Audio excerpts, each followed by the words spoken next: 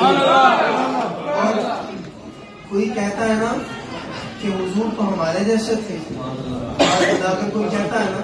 تو اس کو قرآن کھول کے دکھانا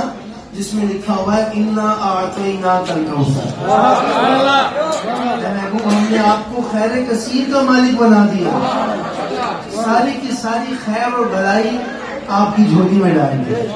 اللہ فرما رہا ہے خیر کثیر کا مالک بنا دیا۔ شاعر کا قلم اٹھا اور اس نے کیا کہا کہ ان کو مختار،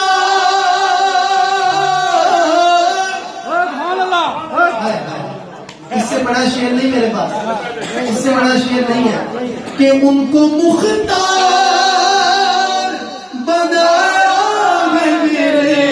مولا نے، ارے خلد میں بس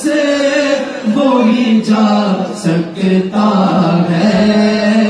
جس کو حسنین کے نانا کی اجازت ہوگی، خلد میں بس وہی جا سکتا ہے جس کو حسنین کے نانا کی اجازت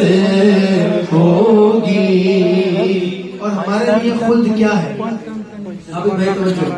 ہمارے لیے خلد کیا ہے؟ ہمارے لیے جنت کیا ہے جس کے بارے میں ہم صبح و شام کہتے ہیں کہ قسمت میں میری چین سے جینا لکھ دے، ڈوبے